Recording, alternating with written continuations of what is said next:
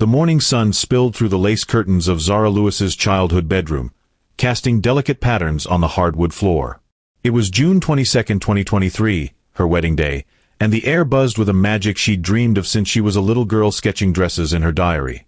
At 28, Zara was radiant. Her deep brown eyes sparkled with hope, and her coiled hair was swept into an elegant updo, adorned with tiny pearl pins that glinted like stars. Her wedding dress, a custom ivory gown with a fitted bodice and a flowing train, hung on the door, a silent promise of the life she was about to step into.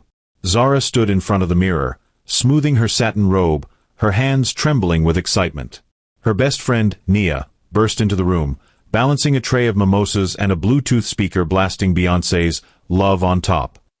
"Girl, you ready to become Mrs. Blake?" Nia teased, her grin wide as she handed Zara a glass. Zara laughed, the sound light but nervous. "I've been ready since Jordan proposed on that rooftop last summer. Can you believe it's finally here?" Nia raised her glass. To Zara, the bride who's about to make every other wedding look basic. They clinked glasses, and Zara took a sip, the bubbles tickling her throat. Her phone buzzed on the dresser, and she glanced at it, a text from her grandmother, Mama Elsie. Asterisk, "My baby, you're a vision today. Walk tall. Love you." Asterisk. Zara's heart swelled. Mama Elsie had been her rock since her parents passed in a car accident a decade ago. She typed a quick reply. Asterisk, "Love you too, Nana. See you at the altar." Asterisk. Downstairs, the house was a whirlwind of activity. Florists arranged peonies, caterers plated appetizers, and Zara's cousins laughed as they helped the makeup artist set up.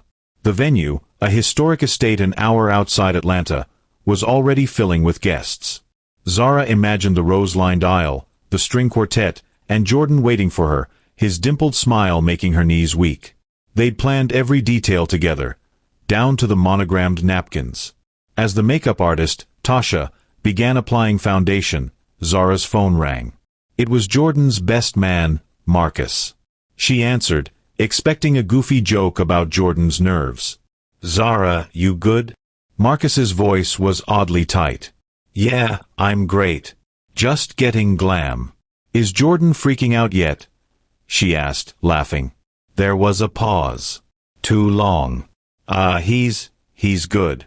Just, getting ready. I'll check in later." He hung up abruptly, and Zara frowned. "Weird," she muttered, but Tasha distracted her with a question about lip shades, and the moment passed. By noon, Zara was in her dress, the silk hugging her curves like a second skin. Nia zipped her up, gasping. "Zara, you look like you stepped out of a fairy tale." Zara spun, her train sweeping the floor. "I feel like it," she whispered. She glanced at the clock. 1:30 p.m. The ceremony was at 3 o'clock. Time to head to the venue. As the bridal party piled into the limousine, Zara's phone stayed silent. No texts from Jordan, no cheesy, "I can't wait to see you" messages like he'd sent all week. She pushed the unease down, chalking it up to his groomsmen keeping him busy. "He's probably just nervous," she told herself. "He loves me." But as the limo rolled toward the estate, a tiny crack of doubt crept into her fairy tale day. The estate was breathtaking. White columns draped in ivy, sprawling lawns, and a grand ballroom where 200 guests mingled under chandeliers. The string quartet played softly, and the scent of roses hung in the air. Zara arrived at 2:15 p.m., whisked into a bridal suite to touch up her makeup and wait for the ceremony. The room was a cocoon of soft light and mirrors, but the atmosphere felt off. Nia paced, checking her phone. "Where's the planner? She's supposed to cue us in 10 minutes. Zara sat on a velvet chaise, her bouquet of lilies trembling in her hands. "Relax, Nia. Everything's fine. Jordan's probably out there charming Aunt Lorraine." But Nia didn't laugh. She stepped outside to speak with the wedding planner, leaving Zara alone. The clock ticked to 2:45. Then 3 o'clock. The quartet's music looped, growing repetitive. Zara's stomach twisted. She texted Jordan, "Babe, you good? We're about to start." No reply. Nia returned, her face pale. Zara, I need to tell you something. Zara's heart lurched. What? Is it Jordan? Is he okay? Nia hesitated, her eyes darting to the door. Marcus just called. Jordan's not here. The words hit like a slap. Not here. Zara repeated, her voice small. What do you mean, not here? He's not at the venue. Marcus said he left the hotel this morning, and no one's seen him since. His phone's off. Zara stood, her dress suddenly heavy. That's impossible. He wouldn't just leave. She grabbed her phone, dialing Jordan. Straight to voicemail. She tried again. Same result. Nia touched her arm. Maybe he's stuck in traffic or... Traffic! Zara snapped, her voice rising. Nia, he's an hour late to our wedding. He's not in traffic. The door opened, and the wedding planner, a frazzled woman named Claire, stepped in. Zara, the guests are asking questions. We can delay another 15 minutes, but... Zara's vision blurred. She imagined the crowd outside, her co-workers, Jordan's frat brothers, Mama Elsie in her lavender hat, whispering, staring. No, she said, her voice shaking. We're not delaying. He's coming. He has to. Claire nodded, but her pitying look burned worse than the words. She left, and Zara sank back onto the chaise, clutching her phone like a lifeline. Nia knelt beside her. Zara, talk to me. What do you want to do? I want my fiancé, Zara whispered, tears spilling over. I want him to walk through that door and tell me this is a stupid prank. But the door stayed shut. At 3:30, Claire returned. Zara, we need to make a call. The guests. Tell them to go home, Zara said, her voice hollow. There's no wedding. Nia gasped. Zara, wait. No. Zara stood, her bouquet hitting the floor. Petals scattered. He's not coming, Nia. He's gone. The room spun. She ripped off her veil, the pins catching in her hair, and stormed to the window. Outside, guests milled about, some checking their phones, others glancing toward the ballroom doors. She saw Mama Elsie, her face etched with worry, speaking to Marcus. The betrayal sank deeper. Jordan hadn't just left her, he'd left her to face this alone. Zara refused to leave the suite until the guests were gone. Nia and Claire ushered people out, citing unforeseen circumstances. Whispers of "she got dumped" and "poor thing" floated back to Zara, each one a dagger. By 5 p.m., the estate was eerily quiet, the only sounds the clatter of caterers packing up untouched food. Zara sat on the floor, her dress pooled around her like a fallen cloud. Her phone, now at 10% battery, buzzed. A text from Jordan. Her breath caught as she opened it. Zara, I'm so sorry. I can't do this. You deserve someone better. Please don't hate me. She stared at the words, her heart splintering. Someone better? After 2 years of love, laughter, and promises? She typed a reply, her fingers shaking. Where are you? Why are you doing this? But it didn't send. His number was blocked. Nia, who'd been speaking with Mama Elsie outside, rushed in. Zara, what happened? Zara handed her the phone, unable to speak. Nia read the text, her jaw tightening. Coward, she spat. He doesn't even have the guts to call. Mama Elsie entered, her cane tapping softly. At 78, she carried a quiet strength that filled the room. My baby, she said, kneeling beside Zara despite her arthritis. Look at me.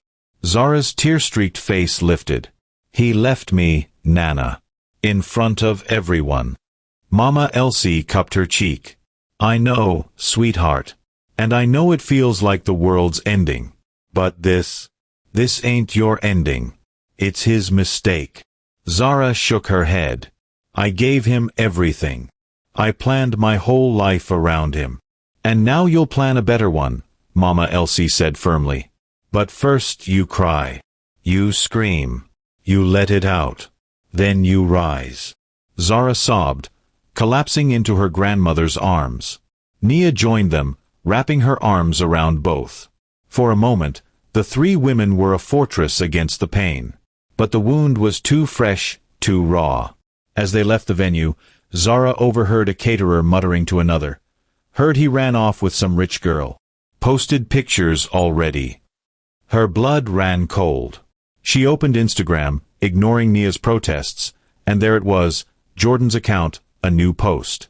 Him on a beach, arm around a woman in a red bikini. The caption, *New beginnings.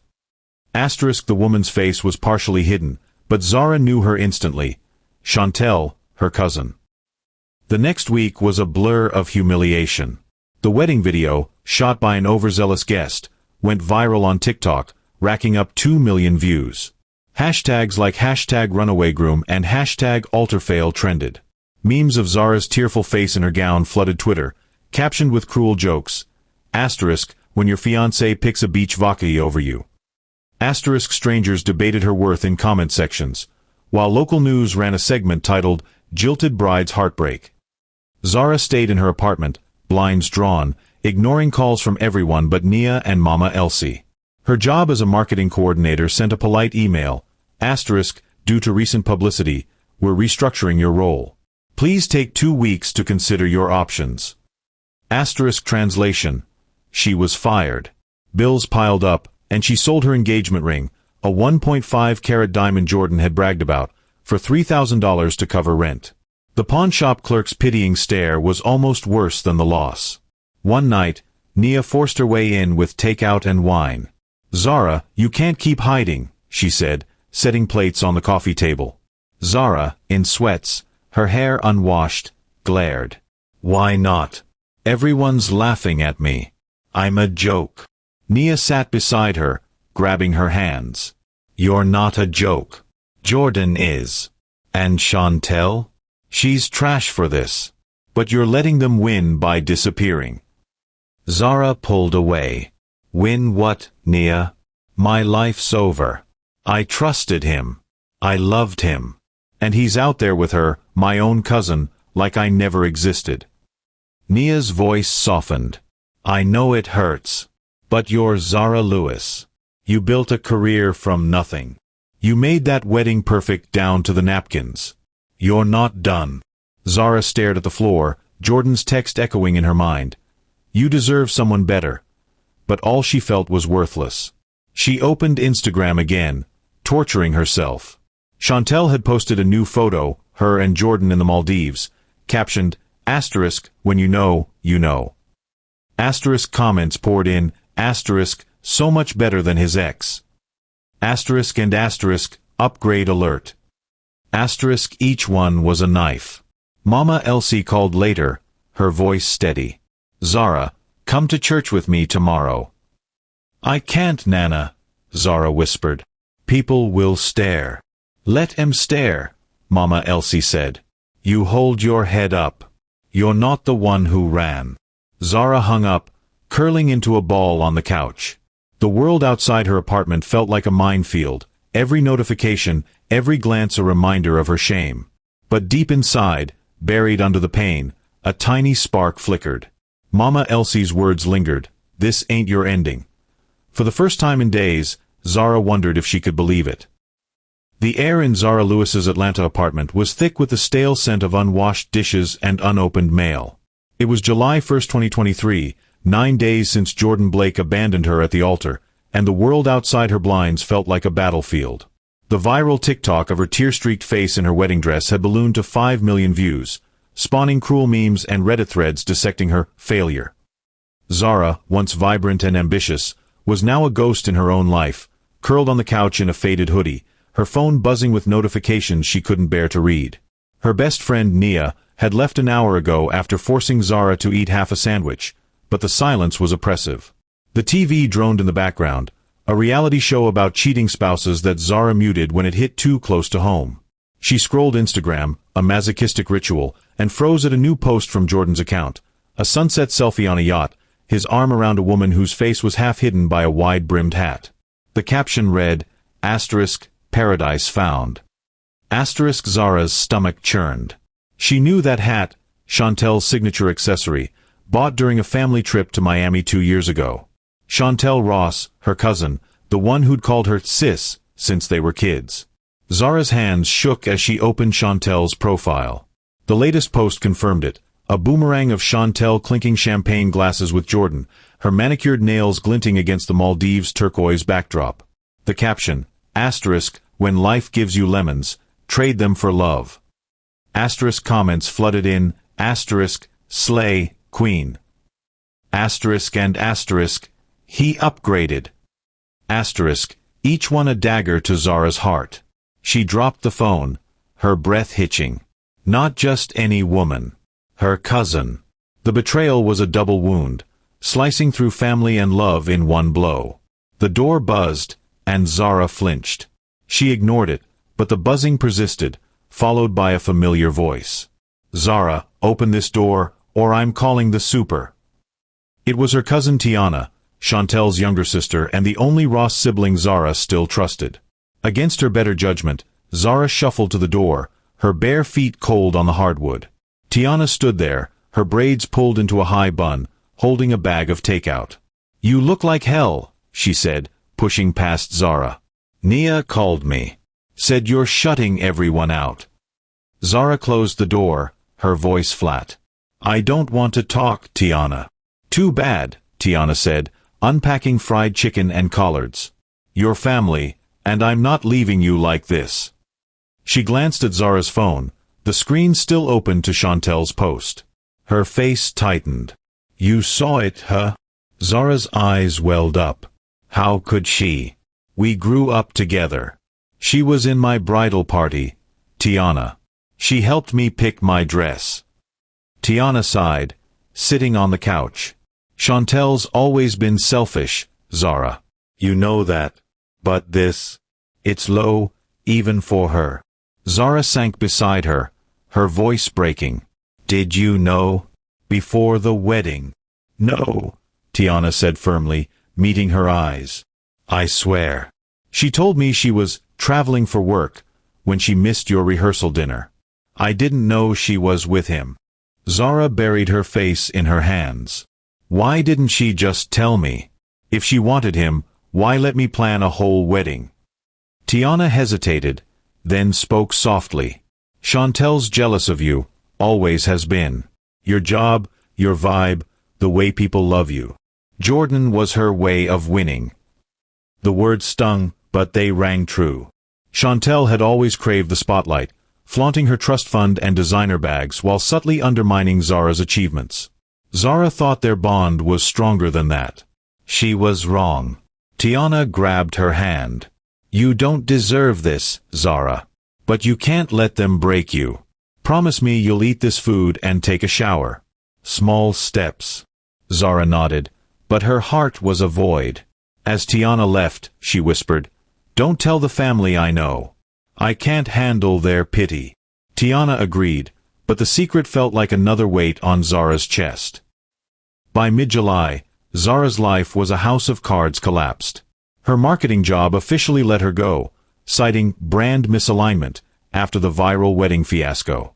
The $3,000 from selling her engagement ring was dwindling, and her landlord left a polite but firm note about late rent.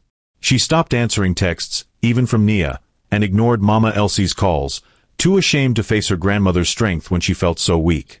Her apartment became a prison. Dirty laundry piled up, and takeout containers littered the counter. She slept in fits, haunted by nightmares of walking down the aisle to an empty altar. The internet was relentless. YouTube reaction videos mocked her, and Twitter threads speculated about Jordan's hot new girlfriend. One night, Zara stumbled across a gossip blog post, "Runaway groom ditches bride for heiress cousin." It included a paparazzi shot of Jordan and Chantel kissing at a Miami nightclub. Zara vomited in the bathroom, the betrayal a physical ache. She avoided mirrors, unable to face the hollow-eyed stranger staring back. Her once vibrant curls were matted, and her skin was dull from days without sunlight. The worst was the silence. No Jordan, no apologies, just his blocked number and Chantel's smug posts. Zara's mind replayed their last fight, a month before the wedding, when Jordan snapped about her obsessive planning. Was that a sign? She wondered. Did I miss it? One evening, Nia showed up unannounced, using her spare key. She found Zara on the floor, surrounded by crumpled tissues and an empty wine bottle. Zara, this isn't you, Nia said, her voice trembling. You're scaring me. Zara laughed bitterly. Who am I, Nia? The girl who got dumped in front of 200 people? The one whose cousin stole her fiancé. Nia knelt beside her, grabbing her shoulders. You're Zara Lewis. The girl who graduated top of her class. The one who made me believe I could start my own business. You're not this shell. Zara pulled away. I can't, Nia. I see their faces everywhere. Jordan, Chantel, the guests. They're laughing at me. Nia's eyes flashed. Then give them something else to talk about. You're not the first woman to get hurt, and you won't be the last. But you're the only one who can decide what happens next. Zara shook her head, tears streaming. I don't know how to start. Nia softened, pulling her into a hug. You don't have to know yet. Just don't give up. Promise me. Zara nodded, but the promise felt empty. After Nia left, she crawled into bed, the weight of her shame heavier than ever. She was drowning, and no one could pull her out. On July 20th, Mama Elsie arrived at Zara's apartment. Her lavender church had a stark contrast to the chaos inside.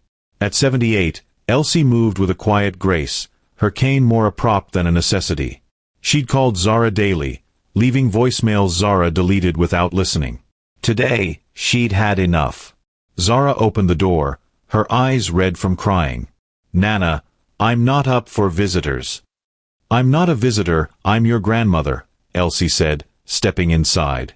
She surveyed the mess, spilled coffee, unwashed dishes, and clicked her tongue. This won't do, Zara. Zara slumped onto the couch. Please, Nana. I can't handle a lecture. Elsie sat beside her, her hands folded over her cane. No lecture. Just truth. You're breaking my heart, child. Not because of what Jordan did, but because you're letting him bury you. Zara's voice cracked. He didn't just leave, Nana. He chose Chantel. My own cousin. And the world's laughing at me. Elsie's eyes softened, but her tone was steel. Let 'em laugh. The world's full of fools. But you're a queen. Every queen's crown slips sometimes, but you, my child, are meant to rule. Zara shook her head. I'm not strong like you. I can't just move on. Elsie grabbed her hand, her grip surprisingly firm. You think I haven't been broken? When your granddaddy left me with 2 kids, I cried for months. But I got up. For your mama. For you. Strength isn't feeling good, it's doing what needs doing, even when you're scared. Zara's tears fell faster. What do I do, Nana? I've lost everything. Elsie leaned closer, her voice a whisper. You start with what you've got. You've got a brain, a heart, and a fire in you that boy couldn't snuff out. You've got me. And you've got tomorrow. That's enough. Zara looked at her, the words sinking in like rain on parched earth. Elsie stood, pulling a small notebook from her purse. This was your mama's. She wrote her dreams in it. You used to do the same. Find yours again. That night, after Elsie left, Zara opened the notebook. Her mother's handwriting filled the pages. Plans for a bakery, sketches of cakes. A memory surfaced. Zara, age 10, pitching her own healthy snack ideas to her mom. She'd forgotten that girl, the one who dreamed big. She grabbed her laptop, dust-coating the keys, and opened a folder labeled Zara's Ideas. Inside were branding concepts, wellness product sketches, and marketing plans she'd abandoned when Jordan proposed. Her heart raced. For the first time in weeks, she felt a flicker of purpose. Over the next week, Zara worked in fits and starts, fueled by coffee and Mama Elsie's words. Her apartment was still a mess, but she cleared a corner of the dining table, spreading out notebooks and her laptop. She focused on one idea, a wellness brand for women, offering natural supplements and self-care guides. She'd pitched it in college, but Jordan had called it cute but unrealistic. Now, it felt like a lifeline. She named it Bloom, a nod to rising from ashes. She designed a logo, a simple flower with bold lines, and drafted a website on a free platform. Her marketing skills, rusty from disuse, came back slowly. She filmed a shaky video introducing Bloom, her voice trembling as she spoke about self-love. "This is for anyone who's been broken," she said, tears in her eyes. "You're not alone." She posted it on Instagram, expecting nothing. The first day, it got 12 views. Zara's heart sank, but she kept tweaking the site, researching suppliers, and sketching product ideas. On day 3, a notification pinged. A retweet from @FitWithK, a fitness influencer with 50,000 followers. Asterisk, this resonates. Check out @Bloom by Zara. Real talk and real vibes. Asterisk, Zara gasped, refreshing the page as views climbed to 500, then 1,000. Comments trickled in. Asterisk, this hit me hard. Keep going. Asterisk and asterisk. You're so raw. I'm here for this. Asterisk. That night, Nia came over, her eyes wide. Zara, you're trending. Kay's post is blowing up. Zara hugged her, a real smile breaking through. I don't know if it'll last, but it feels good. Nia grinned. This is you, Zara. The real you. Don't stop. As Zara lay in bed, her laptop glowing, she read a new comment. Asterisk, brilliant idea. DM me. Asterisk, the username was @Victor Harlan. She clicked his profile, verified, 200,000 followers. Bio, asterisk, investor. Builder. Believer in underdogs. Asterisk, her heart skipped. Was this a scam? A prank? She hesitated, then typed a reply. Asterisk, hi Victor. Thanks for the comment. What's up? Asterisk. She hit send, her pulse racing. The world was still cruel, Jordan and Chantel still haunted her, but for the first time, Zara felt a spark of hope. She wasn't done yet. It was August 15, 2023, and Zara Lewis's Atlanta apartment was no longer a tomb of despair. The dishes were washed, the blinds were open, and a faint scent of lavender lingered from a candle Nia had brought over. Zara sat at her dining table, her laptop glowing with the rudimentary website for Bloom, her fledgling wellness brand. The logo, a bold flower with clean lines, stared back at her, a symbol of the life she was trying to reclaim after Jordan Blake's betrayal at the altar and her cousin Chantel's gut-wrenching theft of her fiancé. Zara's fingers hovered over the keyboard. She'd poured her heart into Bloom, a brand offering natural supplements and self-care guides for women rebuilding after heartbreak. Her first Instagram video, a raw monologue about resilience, had garnered 1,200 views thanks to a retweet from @FitWithK, a fitness influencer. But the momentum was fading. Her latest post, a product teaser for a stress relief tea blend, had only 30 likes. Doubt crept in, whispering that she was a fool to think she could start over. She opened her notebook, filled with sketches and supplier contacts, and dialed a local herbalist she'd found online. Hi, this is Zara from Bloom, she said, her voice unsteady. I'm interested in sourcing chamomile for a tea blend. Can we discuss pricing? The herbalist, a gruff woman named Marla, was skeptical. You're new, right? Got a business license? Funding? I don't work with hobbyists. Zara's cheeks burned. I'm serious about this. I'm just starting out. Can you send me a quote? Marla sighed. Fine. Email me your specs. But don't waste my time. She hung up, and Zara slumped in her chair. Every step felt like climbing a mountain with no summit in sight. That evening, Nia stopped by with smoothies, her energy a stark contrast to Zara's exhaustion. How's my CEO doing? Nia teased, plopping onto the couch. Zara forced a smile. More like a dreamer with no clue. I can't even get suppliers to take me seriously. Nia leaned forward, her eyes fierce. You're not a dreamer, Zara. You're a doer. That video you posted? People felt it. You're building something real. Zara shook her head, gesturing to her laptop. It's flopping, Nia. I thought Kay's retweet would change everything, but it's just noise. Nia grabbed her hand. Noise is better than silence. You're out there, Zara. You're fighting. That's more than you could do a month ago. The words stirred something in Zara, but the fear lingered. She refreshed her Instagram, hoping for a miracle, and saw a new notification.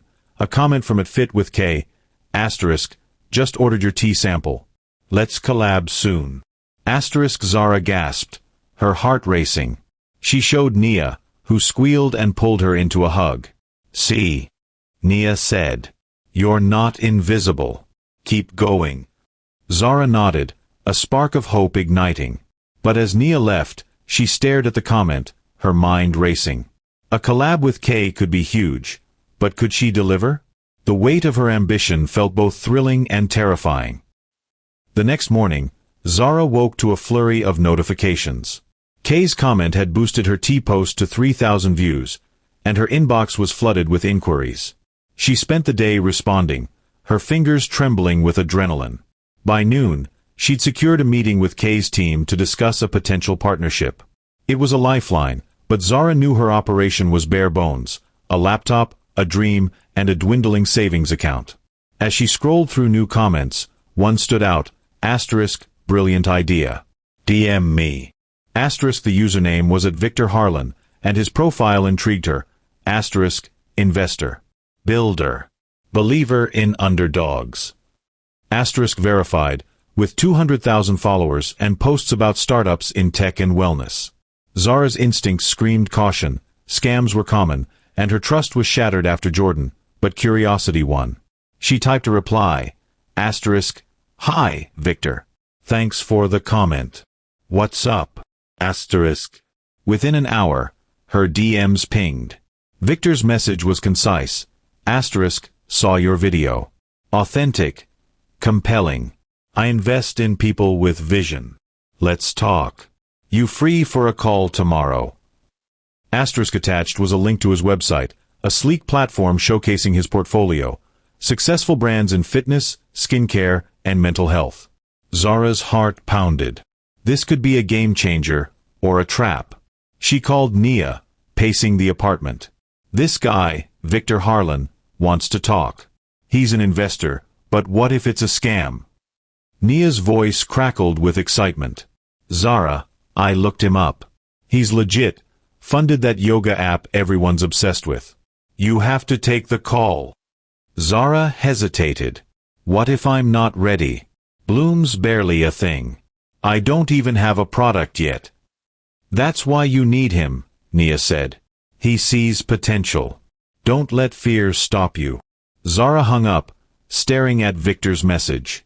She typed a reply, asterisk, tomorrow at 10 a.m. works. Send me a Zoom link. Asterisk she hit send, her stomach in knots. That night, she barely slept, haunted by visions of failure but driven by a stubborn need to prove Jordan, and herself, wrong. The Zoom call began at 10:03 a.m., and Zara was a bundle of nerves in her makeshift office, a corner of her living room with a thrifted desk and a potted plant for vibes. She'd chosen a navy blazer over a white tee, hoping it screamed professional, despite her racing heart. Victor Harlan appeared on screen, and Zara's breath caught. He was in his late 30s, with sharp cheekbones, a neatly trimmed beard, and eyes that seemed to see through her. His background showed a sleek office with a view of the Eiffel Tower. Zara, pleasure to meet you, Victor said, his voice smooth but warm. I'll cut to the chase. Your video moved me. It's rare to see someone so raw and real online. Zara blushed, tucking a curl behind her ear. Thank you. I wasn't expecting anyone to notice. Victor leaned forward. I notice potential. Bloom's concept, wellness for women rebuilding, is powerful. But you're early stage. What's your biggest hurdle right now? Zara swallowed, deciding honesty was her only play. Everything. I've got ideas, but no capital, no suppliers, and barely a team. I'm figuring it out as I go. Victor nodded, unfazed. That's normal. Most founders start with nothing but grit. Tell me, what's your vision for Bloom 5 years from now? Zara hesitated, then let her passion spill out. I want Bloom to be a movement. Supplements, guides, retreats, spaces where women feel seen, not judged. I want to help them heal, like I'm trying to. Victor's eyes lit up. That's a story I can sell. Here's my pitch. I'm in Paris next week for a conference. Fly out. Meet me for coffee. Let's talk about funding Bloom. Zara's jaw dropped. Paris? I can't afford that. Victor smiled.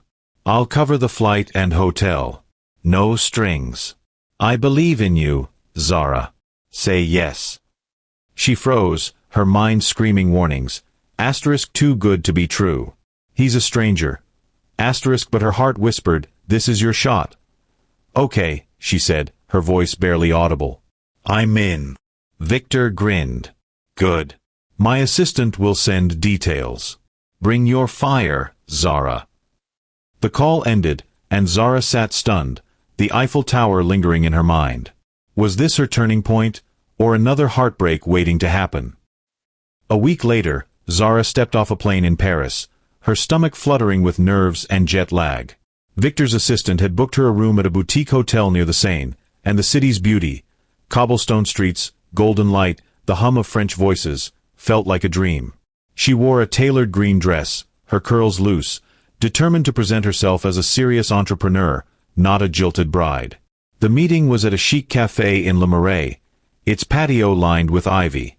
Victor arrived in a crisp blazer, his presence commanding yet approachable. He stood, offering a handshake. Zara, you look like you belong here. She laughed nervously, sitting across from him. I feel like I'm in a movie. Thank you for this. Victor waved it off. Let's talk business. I've read your pitch deck, solid, but raw. Bloom needs capital, a supply chain, and a marketing push. I can provide the first two. What do you bring? Zara took a deep breath, channeling her college marketing professor's advice. Own the room. I bring the story. I've lived the pain Bloom addresses, betrayal, loss, starting over. I know my audience because I am them. And I've got the skills to build a brand that resonates. Victor nodded, sipping his espresso. I like that. But here's the deal. I don't want a piece of your soul, Zara. I want your commitment. If I fund Bloom, you can't look back. No second-guessing, no playing small. Can you do that? Zara thought of Jordan's text, asterisk, you deserve someone better, asterisk, and the humiliation of Chantel's betrayal. She met Victor's gaze. I'm done looking back. I want this. Victor smiled, sliding a folder across the table. Preliminary terms. $100,000 seed funding, 20% equity. Take it to a lawyer, think it over. But I need an answer in 48 hours. Zara's hands trembled as she opened the folder. It was real, numbers, timelines, a future. Why me? She asked, her voice soft. You could fund anyone. Victor leaned back, his expression serious. Because you're hungry. And because I know what it's like to be counted out. You remind me of me, 10 years ago. The conversation shifted to logistics, suppliers, marketing, timelines, but Zara felt a shift inside her. This wasn't about romance or validation. It was about power, her power to rewrite her story. Back in her hotel room, Zara pored over Victor's terms, her mind racing. She called Nia, who answered on the first ring. Zara, spill. How was Paris? Zara laughed, the sound lighter than it had been in months. It's unreal. Victor's offering $100,000 to fund Bloom. But I'd have to move to New York for the launch, build a team, go all in. Nia gasped. Girl, that's huge. What's stopping you? Zara hesitated. Fear. What if I fail? What if I'm not enough? Nia's voice was fierce. You're enough, Zara. You've been enough since the day Jordan left you. This is your chance to show the world, and yourself, what you're made of." Zara hung up, staring at the Paris skyline through her window. She thought of Mama Elsie's words, "You're meant to rule." She emailed Victor, "I'm in. Let's do this." The next day, she signed the contract, her signature bold on the page. She booked a flight to New York, her heart pounding with purpose. She cut ties with her old life, unfollowed Jordan and Chantel, deleted their texts, and packed her apartment. Bloom wasn't just a brand anymore. It was her rebirth. As she boarded the plane, Zara felt the weight of her past lift, replaced by a fire she hadn't known she possessed. She was ready to build, to fight, to win. It was February 10, 2024, 6 months since Zara Lewis launched Bloom, her wellness brand, with Victor Harlan's $100,000 seed funding. From her new apartment in New York City, a sleek studio with a view of the Hudson River, Zara had built a small but dedicated team, secured a supplier for her stress relief tea blend, and grown Bloom's Instagram to 15,000 followers. Her raw authenticity, paired with sleek branding, was resonating, and a local ad campaign featuring her face had just launched in Atlanta, plastered on bus stops and billboards. The tagline read, "Bloom, rise from within." Across town in Atlanta, Chantel Ross scrolled through her phone, her manicured nails tapping the screen. She lounged in her Buckhead penthouse, a glass of rose in hand, her life a curated Instagram reel of luxury vacations and designer bags. But the past 6 months had been less glamorous than her posts suggested. Her relationship with Jordan Blake, Zara's ex-fiancé, was fraying. His charm had faded, replaced by complaints about his stagnant tech job and her spending. Chantel's trust fund kept them afloat, but she craved the spotlight, and Jordan was no longer delivering. As she refreshed her feed, a sponsored ad stopped her cold. Zara's face, radiant and confident, staring from a billboard in downtown Atlanta. The caption linked to Bloom's website, and Chantel's jaw tightened. She clicked through, landing on a polished site showcasing Zara's tea blends and self-care guides. The About page told a story of resilience, subtly referencing a personal setback that fueled Zara's mission. Chantel knew exactly what that setback was, Jordan leaving Zara at the altar for her. She tossed her phone onto the couch, her laughter sharp and bitter. "That flop," she muttered. "She's selling tea now?" Jordan, sprawled on the recliner with a beer, glanced up. "Who are you talking about?" Chantel shoved her phone in his face. "Your ex, look at this. She's acting like some empowerment guru." Jordan squinted at the screen, his expression shifting from boredom to unease. "Zara? That's unexpected." "Unexpected," Chantel snapped, standing. "She's milking her sob story for clout. And people are eating it up." Jordan shrugged, but his eyes lingered on the photo. Zara looked different, stronger, sharper, her smile carrying a quiet power. "Good for her," he mumbled, taking a swig of beer. Chantel's eyes narrowed. "Good for her? She's nobody, Jordan. She's just desperate." But Chantel's bravado masked a gnawing envy. Zara's ad was everywhere. Social media, local blogs, even a mention on a morning show. Chantel's own influencer career was stagnating. Her followers were bored of her repetitive content. She opened her group chat with her clique, typing furiously, "Y'all see Zara's ad? Meo, she's trying so hard." The responses were dismissive. Who cares about her? But Chantel couldn't let it go. She poured another glass of rose, her mind racing. Zara was supposed to fade away, not rise. That night, she called her sister, Tiana, who'd stayed loyal to Zara. "T, what's the deal with Zara's brand?" Chantel asked, feigning curiosity. Tiana's tone was guarded. "She's killing it, Chantel. Why do you care?" Chantel laughed, the sound forced. "Just surprised.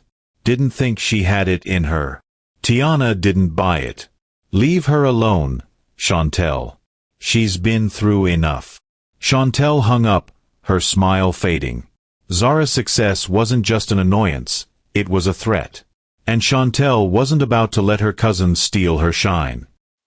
By March 2024, Zara's life was unrecognizable.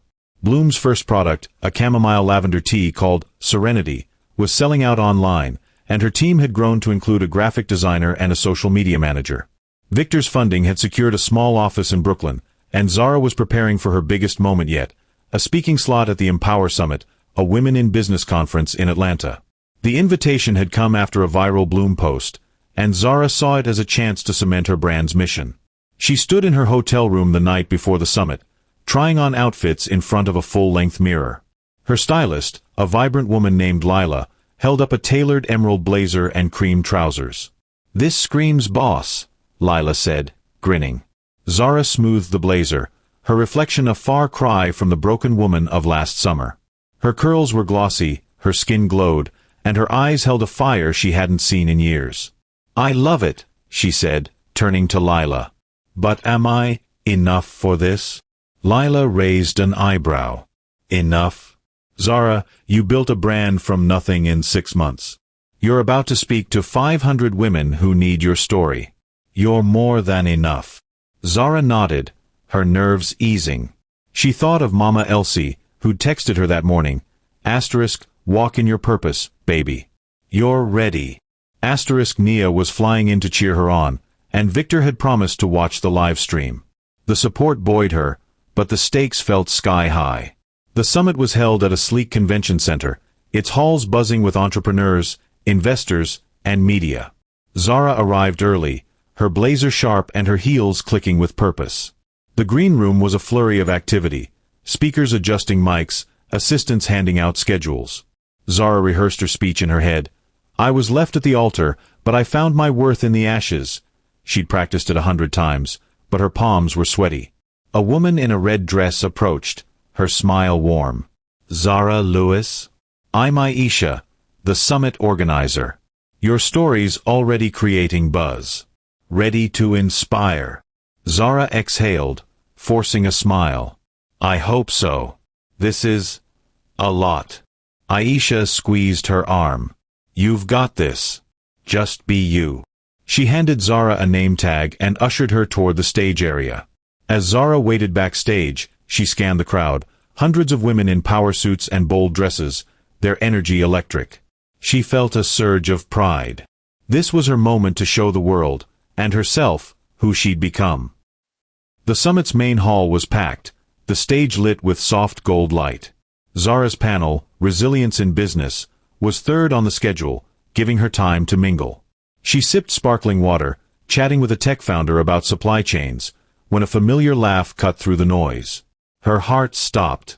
She turned, and there he was, Jordan Blake, in a cheap suit, pitching a half-baked app idea to a bored investor.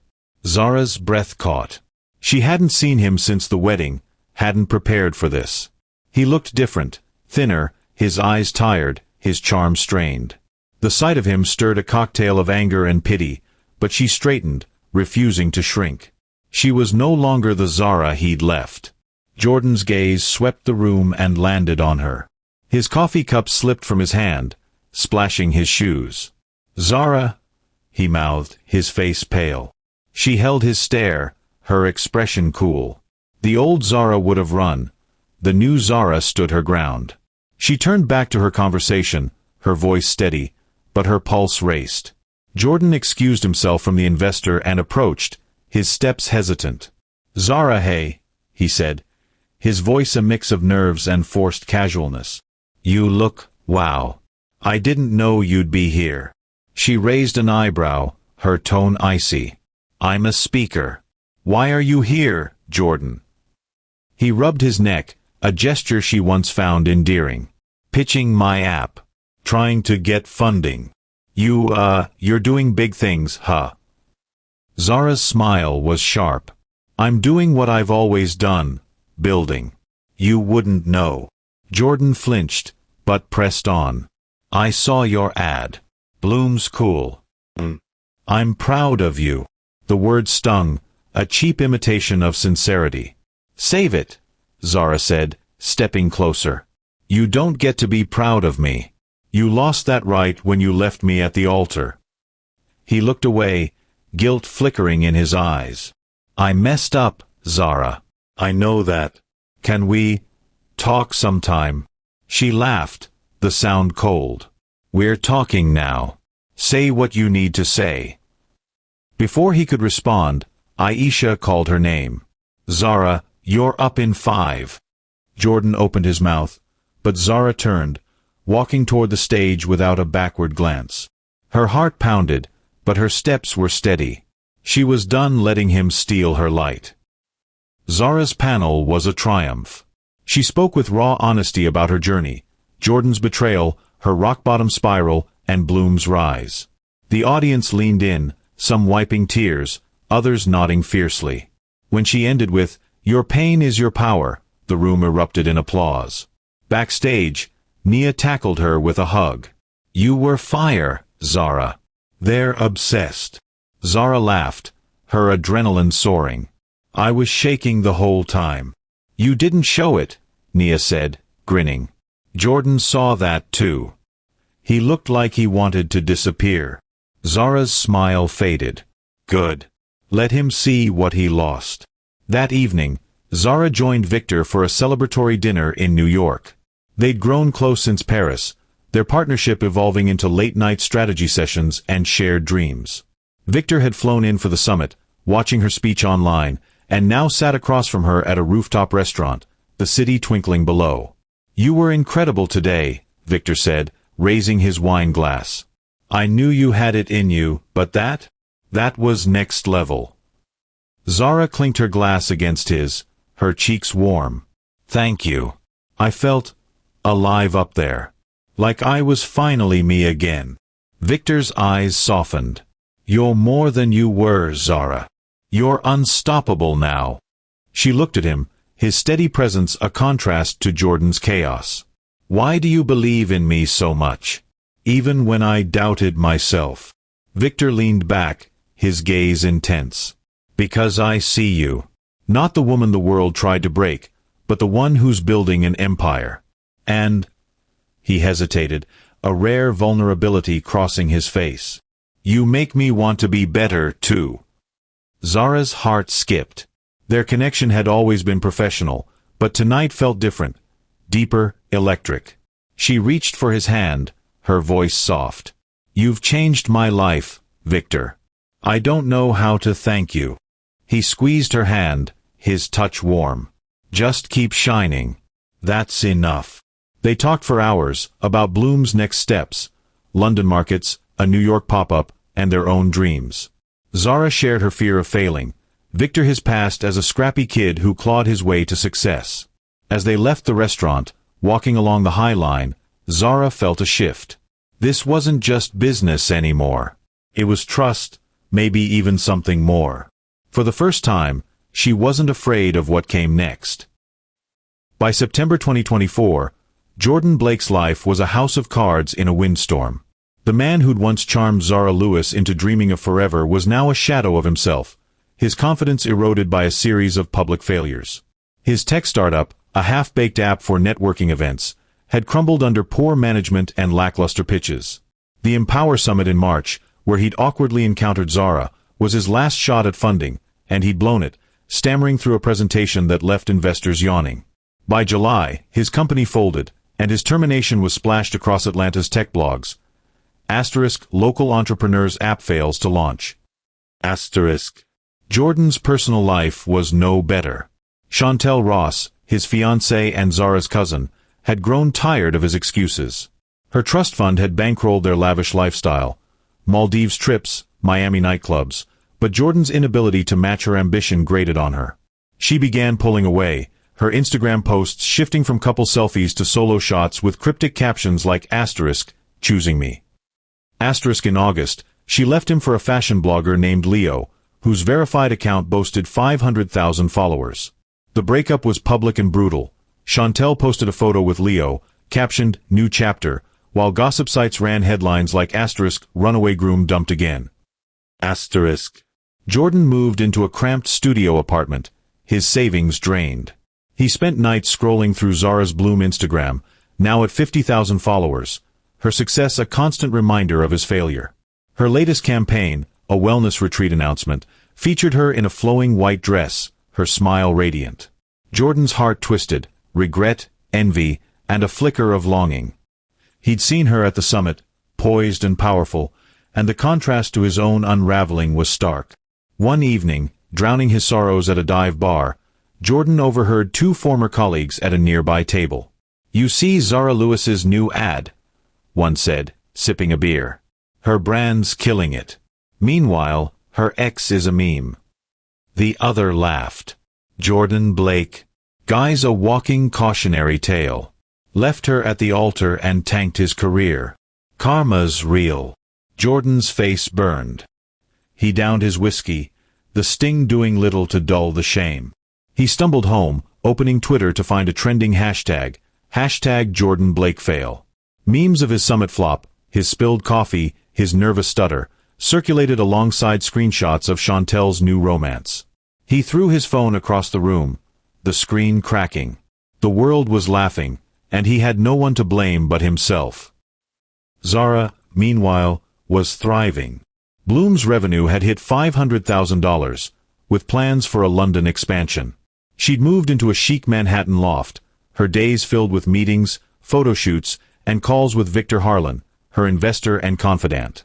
Their bond had deepened, a mix of professional synergy and unspoken chemistry, though Zara kept her heart guarded, wary of trusting too soon.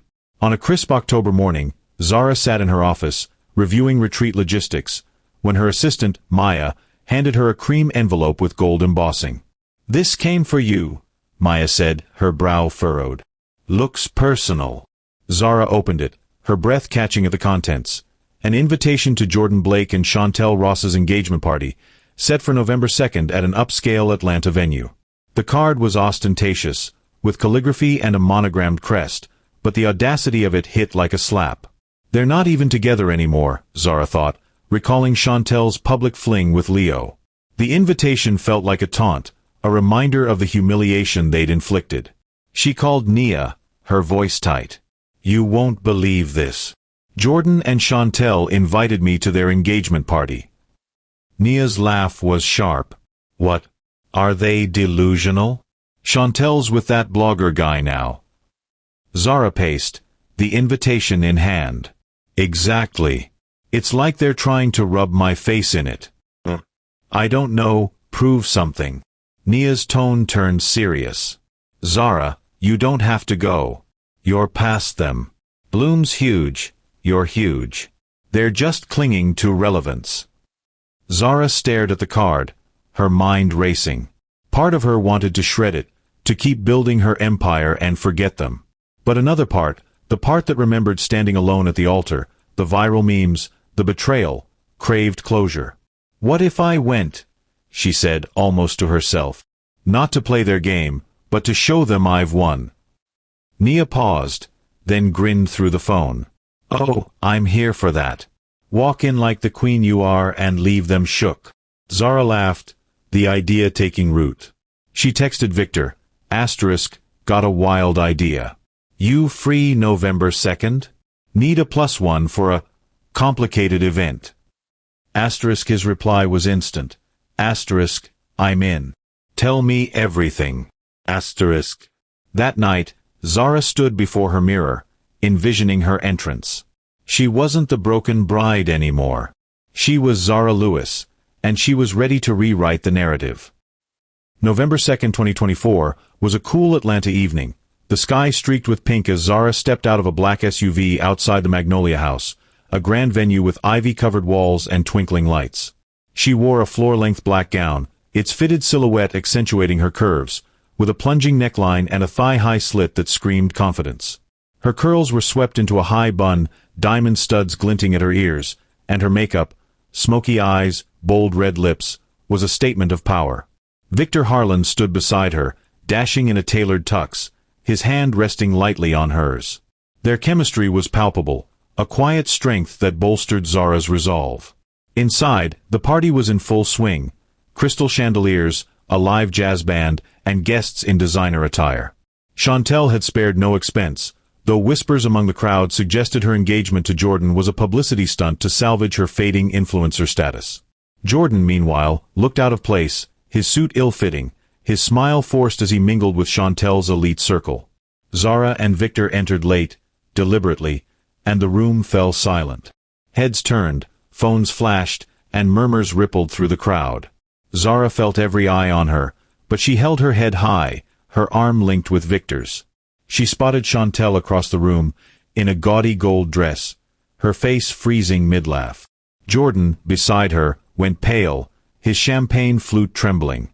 Nia, who'd arrived earlier, rushed to Zara, whispering, "You're slaying." They're shook. Zara smirked, her voice low. "Good. Let's make it unforgettable." Victor leaned in, his breath warm against her ear. "You've got this, Zara. Show them who you are." She nodded, her heart steady. As they moved through the crowd, guests approached, some offering congratulations on bloom, others fishing for gossip. Zara was gracious but untouchable, her presence commanding. Chantel intercepted her near the bar, her smile tight. "Zara, you came," Chantel said, her tone dripping with false warmth. "I'm so glad you're doing well." Zara's eyes locked onto hers. "I'm thriving, Chantel. Thanks for the invite. It's bold." Chantel's laugh was brittle. "We're family, right? No hard feelings." Zara tilted her head, her voice cool. "Family doesn't steal fiancés. But I'm over it." "Clearly you're not." Chantel's face flushed, but before she could retort, Jordan appeared, his eyes desperate. "Zara, can we talk? Alone." Victor tensed, but Zara squeezed his hand, signaling she was fine. "No need for alone, Jordan," she said, her voice clear. "Say it here." Jordan shifted, sweat beading on his forehead.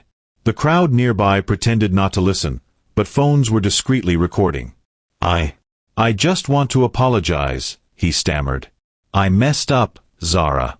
I know that now." Zara's laugh was sharp, cutting through the jazz. "You think sorry fixes 2 years of my life? You left me at the altar, Jordan. In front of everyone. And then you ran off with her." She gestured to Chantel, who bristled. Jordan's voice cracked. "I was scared. I didn't know what I wanted. But seeing you now, you're incredible. I miss you." The admission hung in the air, raw and pathetic. Chantel gasped, her eyes darting between them. Zara stepped closer, her voice low but lethal. "You don't miss me, Jordan. You miss the idea of me. The woman who loved you when you were nothing. But I'm not that woman anymore." Victor's hand rested on her back, a silent anchor. Jordan's gaze flicked to him, recognition dawning. "You're Victor Harlan? The investor." Victor's smile was polite but cold. "And Zara's partner. You're the ex, I presume." Jordan's face crumpled, the weight of his irrelevance crushing him. Chantel grabbed his arm, hissing, "Stop embarrassing me!" But Jordan shook her off, his eyes locked on Zara. "Please, Zara," he whispered. "Can we just talk? For old time's sake." Zara's voice was steel. "We already did. 2 years ago. Remember? You sent a text and blocked me. We're done." She turned, Victor at her side, and walked away, the crowd parting like the Red Sea. Whispers followed, asterisk, "She ate him up." Asterisk, as phones captured every moment. Zara's heart pounded, but her steps were sure. She'd faced her past and won. The party resumed, but the energy had shifted. Guests buzzed about Zara's confrontation, and Chantel's forced smiles couldn't hide her fury. Jordan retreated to a corner, nursing a drink, while Zara and Victor joined Nia at a high-top table. "That was iconic," Nia said, grinning. Twitter's already exploding. Zara exhaled, her adrenaline fading. "I didn't plan to go that hard, but he deserved it." Victor raised his glass. "You owned that room, Zara. I'm proud of you." Before she could respond, the band paused, and a waiter handed Zara a microphone. "Miss Ross requested a toast," he said, gesturing to Chantel, who smirked from the stage. It was a trap, a chance to humiliate Zara publicly. Zara took the mic, her pulse racing. The crowd watched, expectant. She stepped onto the stage, her gown catching the light, and faced the room. "To Jordan and Chantel," she began, her voice steady. "May you find what you're looking for. But more importantly," she paused, her eyes sweeping the room, "to knowing your worth. To leaving clowns behind. And to never accepting crumbs again." The room erupted. Cheers, claps, a few gasps. Women raised their glasses, some shouting, "Yes, Queen!" Chantel's face was a mask of rage, Jordan's a study in defeat. Zara handed the mic back, her smile serene, and rejoined Victor and Nia. "That," Nia said, hugging her, "was a mic drop for the ages." Zara laughed, the weight of 2 years lifting. She'd come to close a chapter, and instead, she'd written a new one. As she and Victor left, hand in hand, she knew this was only the beginning. The air in the Magnolia House was electric as Zara Lewis stepped off the stage, her black gown shimmering under the chandeliers. Her mic-drop toast at Jordan Blake and Chantel Ross's engagement party on November 2, 2024, had left the room buzzing. Guests whispering, phones recording, and social media exploding with clips of her declaring, "To knowing your worth. To leaving clowns behind." She'd faced her ex-fiancé and her traitorous cousin, reclaiming her power in front of Atlanta's elite. Now, as she rejoined Victor Harlan and her best friend Nia at a high-top table, her heart pounded with a mix of adrenaline and relief. Victor, her investor and confidant, handed her a glass of champagne, his eyes gleaming with pride. "Zara, that was a masterclass in owning the moment. You didn't just close a chapter, you burned the book." Zara laughed, the sound lighter than it had been in years. "I didn't plan to go that hard, but they pushed me. I'm done playing small." Nia, grinning ear to ear, raised her glass. "To Zara Lewis, the queen who slays. Twitter's calling you a legend already." Before Zara could respond, Victor's expression turned serious. He reached into his tuxedo jacket and pulled out a slim folder, placing it on the table. "Zara, I've got something for you. It's big." She frowned, her fingers grazing the folder. "What's this?" "New contract terms." Victor's smile was cryptic. "Open it." Zara flipped it open, her breath catching. The document was a share transfer agreement, detailing the acquisition of Nexus Tech, a struggling Atlanta-based company known for its wellness app integrations. Jordan had once begged to join its junior team, only to be rejected. The agreement named Bloom as the acquiring entity, with Zara as the majority stakeholder. Her eyes widened at the valuation, $2 million, and the signature line awaiting her approval. "Victor, what?" She looked up, stunned. "You're saying I'd own Nexus? Jordan's old dream company." Victor leaned forward, his voice steady. "Exactly. Nexus is floundering, bad leadership, no vision. But with Bloom's brand and your leadership, it could be a game changer. You'd integrate their tech with your wellness platform, expand globally. I'm fronting the capital, but you'd run the show. This is your empire, Zara." Nia gasped, grabbing Zara's arm. "Girl, you'd be Jordan's boss. This is next-level revenge." Zara's mind raced. Owning Nexus wasn't just a business move, it was poetic justice. Jordan's failure, his desperation, flashed through her memory, his pleading eyes earlier, his cracked voice saying, "I miss you." She imagined him seeing this news, his world crumbling further. But more than revenge, she saw opportunity, a chance to build something lasting, to cement Bloom's legacy. "Why now?" she asked Victor, her voice soft. "This is huge. You could have waited." Victor's gaze was intense. "Because you're ready. Tonight proved it. You walked into this lion's den and roared. I don't just believe in Bloom, I believe in you." Zara's throat tightened. Victor's faith, unwavering since their Paris meeting, had rebuilt her. She glanced at the document, then at the crowd. Jordan stood in a corner, alone, his shoulders slumped. Chantel was nowhere in sight, likely fuming with her entourage.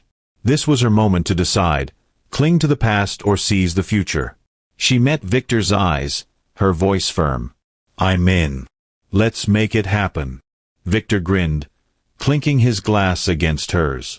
That's my partner. We'll finalize tomorrow. Nia hooped, pulling Zara into a hug. You're about to run the game, Zara. They'll never recover. As the jazz band played on, Zara felt a shift. The folder in her hand wasn't just paper, it was power, proof she'd turned pain into purpose. She glanced at Jordan one last time, his silhouette a fading ghost, and turned back to Victor and Nia. The night was hers, and so was the future. The party wound down, guests trickling out as the clock neared midnight. Zara, Victor, and Nia lingered near the bar, basking in the afterglow of her triumph. The viral clips of her toast were racking up millions of views, with hashtags like #ZaraSlays and #KnowYourWorth trending globally.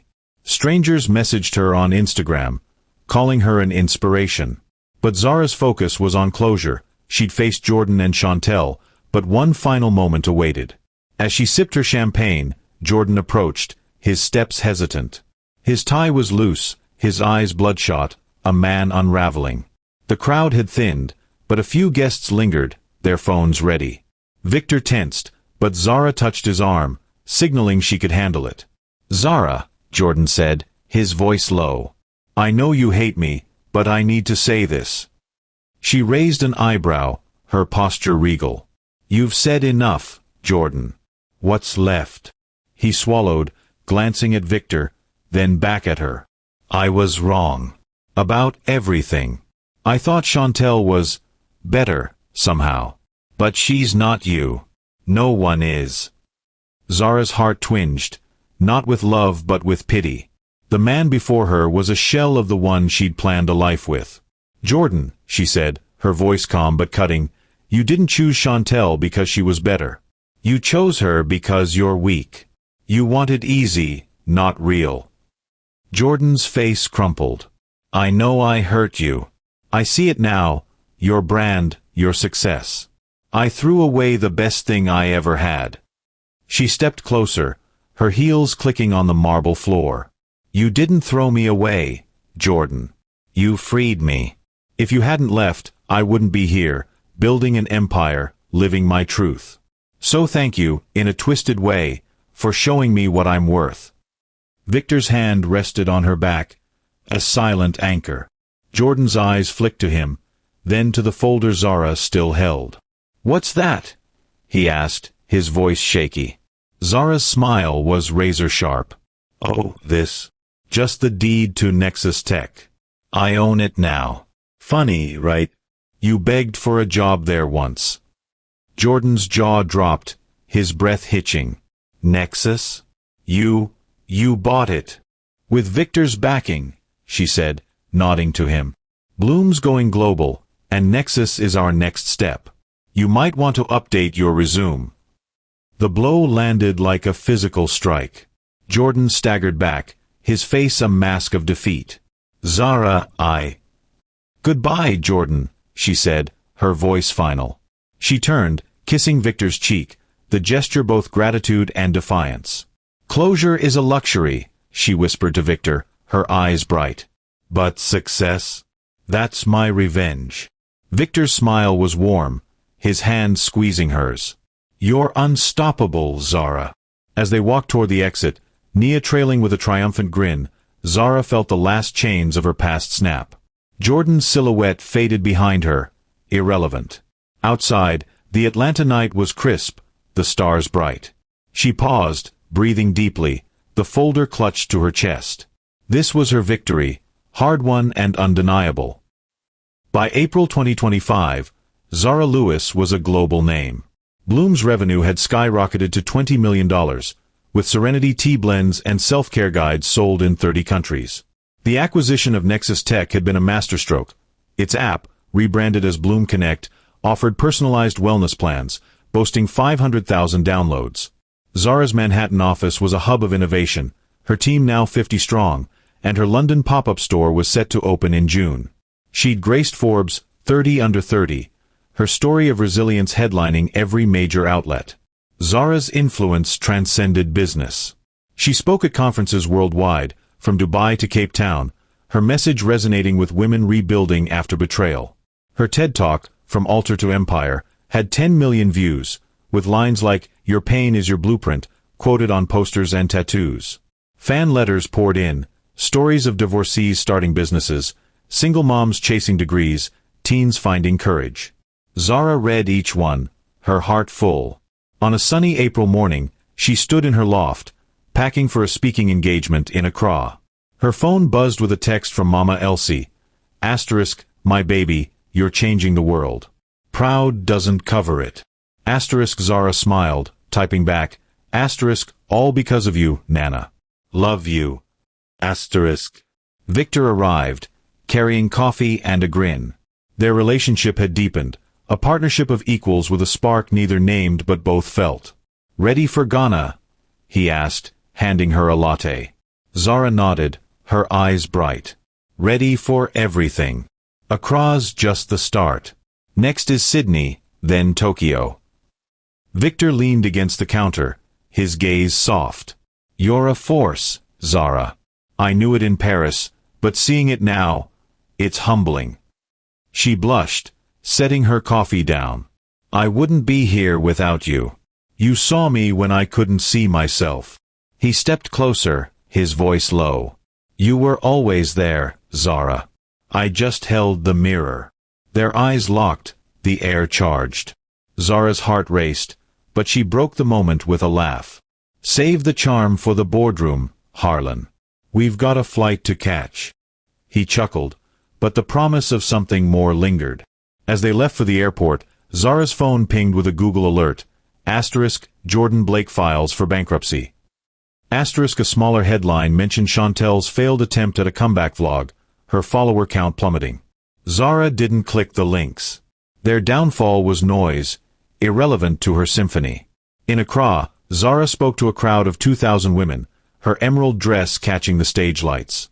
She shared her story, the altar, the betrayal, the rise. "Being left at the altar was the best gift I ever got," she said, her voice ringing. "It taught me I'm enough. Not because of a ring, a man, or a title, but because I choose to be." The crowd roared, standing as one. Zara's eyes glistened, not with tears but with triumph. Backstage, Victor and Nia, who'd flown in, enveloped her in hugs. "You're a movement," Nia said, tears streaming. Zara smiled, her heart full. "We're a movement. All of us." That night, she stood on her hotel balcony, the Ghanaian stars bright above. She thought of the girl who'd sobbed in her wedding dress, the one who'd sold her ring to survive. That girl was gone, replaced by a woman who'd built an empire from ashes. Zara whispered to the night, "I did it," and the world watching agreed.